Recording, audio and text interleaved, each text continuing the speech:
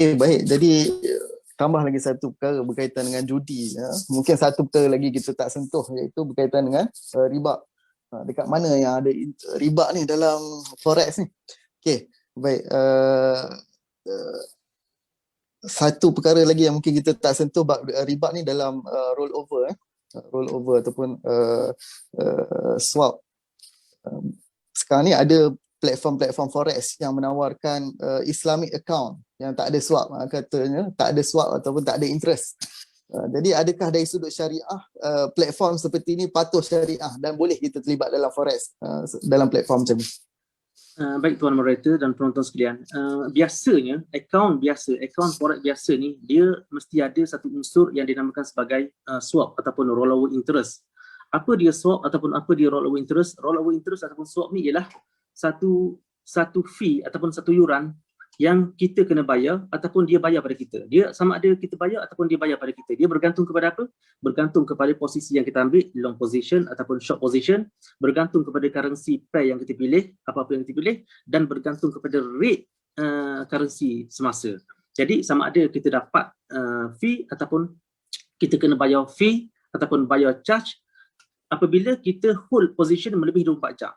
Contohnya saya ambil instrumen euro against USD, saya ambil short position, maknanya saya nak sell short position, dan bila saya sell ataupun saya open position dengan long position, dengan short position, saya tak melihat currency tersebut tak turun. Saya harapkan dia turun, tapi dia naik, sehinggalah akhirnya lepas 24 jam, 44 jam, 2 hari, 3 hari barulah currency ataupun instrumen tersebut turun dan saya berpuas hati dan saya close position selepas 24 jam.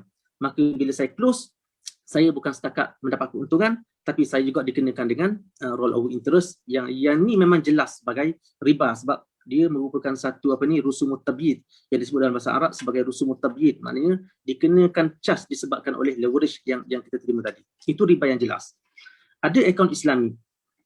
Akaun Islami ni mereka mengatakan akaun Islami ni ialah akaun yang tak ada rollover interest, yang dia hapuskan rollover interest. Biasanya bila akaun dia menghapuskan rollover interest ataupun swap, biasanya dia akan menaikkan spread, mana spread lebih tinggi, harga bid dan offer biasanya lebih tinggi daripada akaun biasa. Baik, adakah bila kita trade ataupun kita masuk akaun Islami yang tak ada swap, tak ada rollover interest ini dianggap sebagai Islami, patuh syariah?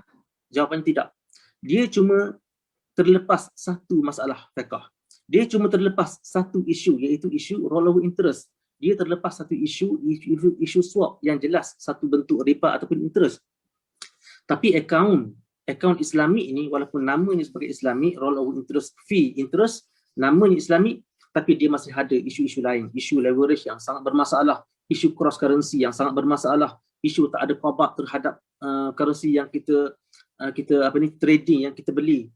Segala masalah-masalah yang saya sebutkan tadi semuanya ada dalam Islam account. Yang tak ada satu sahaja, iaitu tidak ada rollover interest. Jadi kalau ada agamawan yang mengatakan kalau kita trade menggunakan platform yang Islami dibenarkan, ataupun kita trade dalam akaun yang bukan Islami tapi sebelum 24 jam kita close position supaya tak dikenakan charge, yang tu sebenarnya pandangan yang salah. Sebab isu syariah dalam forex bukan setakat pada rollover interest ataupun swap, isunya lebih besar daripada isu tersebut.